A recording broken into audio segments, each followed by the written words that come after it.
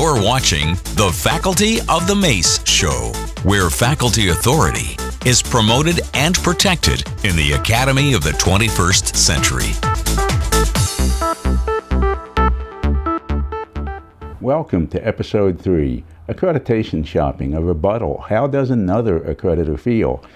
In this episode, we look at a different perspective on accreditation shopping by another accreditor, ACICS. First, I'd like to thank Dr. Tom Wickenden, Deputy Executive Director of ACICS, for his thoughtful input to this discussion. In fact, this input is so important that I decided to devote an entire episode to it. I now plan to present the Faculty of the Mace policy recommendations on accreditation shopping in Episode 4. As you may recall, Episode 1 defined the term accreditation shopping and presented 4 good reasons for this to take place. In summary, these 4 reasons are: 1. Transfer of credit and acceptance of degrees. 2. Change of mission. 3. Geographic changes. And 4. Accreditor policy changes.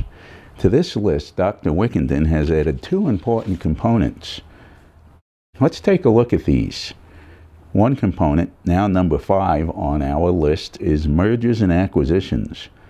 Dr. Wickenden points out that many corporations either own or acquire campuses that are accredited by different accreditors. For reasons of efficiency, the corporation may desire to consolidate its campuses under one accreditor. Dr. Wickenden points out that this can occur regardless of differing accreditation standards among these accreditors. The other component, now number 6 on our list, is somewhat more complex, but is entirely relevant to this discussion. For lack of an accepted terminology in this area, I will call this item best fit to differing accreditation standards. What does this mean? Let's take a look at what this item encompasses. Here are some examples. Accreditation standards can differ as follows. They can be either quantitative or qualitative. They can be applied across the board to the entire institution, or they can be applied on a program-by-program basis. Also, they can be fixed standards, or they can be time-varying calculated standards. In particular, Dr. Wickenden is comparing accreditation standards between ACICS and ACCSC. In analyzing these differences, Dr. Wickenden makes the following statement, which I would like to quote. Other accreditors, such as ACCSC, utilize a different approach from ACICS, including different standards calculated in different ways. These differences are both numerous and complex. Therefore, if institutions seek to move from one accreditor to another, it is because they feel that one approach is a better fit with their organizational mission and stage of development than another, not because one agency has higher or lower standards than another, as suggested by the testimony to the Help Committee. Let's compare in more detail how accreditation standards and procedures do compare between ACICS and ACCSC. Well, both accreditors employ annual data collection and analysis. However, ACICS employs both quantitative and qualitative standards. The quantitative standards are applied campus-wide and are fixed percentages. Here are 2 examples of this. One is retention rate, and that has a required minimum of 60%. It's a fixed target. Another example is job placement rate. That has a required minimum of 65%, also a fixed target. The qualitative standards and sanctions, however, are applied only to individual programs. They are not applied campus-wide across the entire institution. 2 possible examples of qualitative standards are graduate and employer satisfaction and learning outcomes. In addition, Dr. Wickenden states that ACICS also considers demographic factors. He does not present the details of this. On the other hand, ACCSC employs quantitative standards.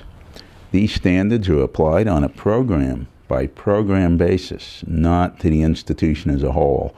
Also, these standards are newly calculated each year.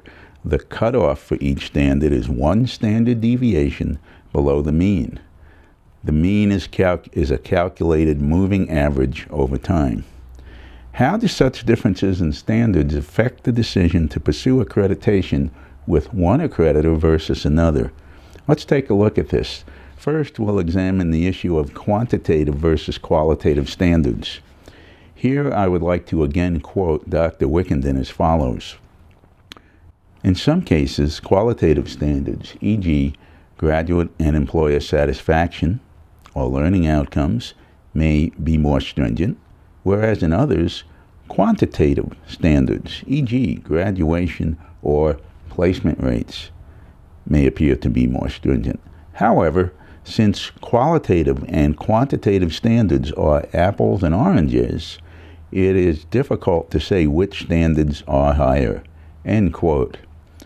I agree with Dr. Wickenden that this is an apples to oranges comparison and that it would be difficult to guess which standards would in fact be more stringent. Next, we'll examine fixed standards versus moving standards.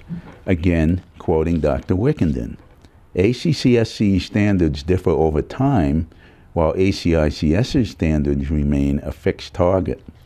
Due to changes over time, set percentages may be higher than the mean adjusted standards in some years, and equal or lower than the mean adjusted standards in other years. As an illustration, consider the fact that placement rates are declining at present because of the impact of the tight labor market.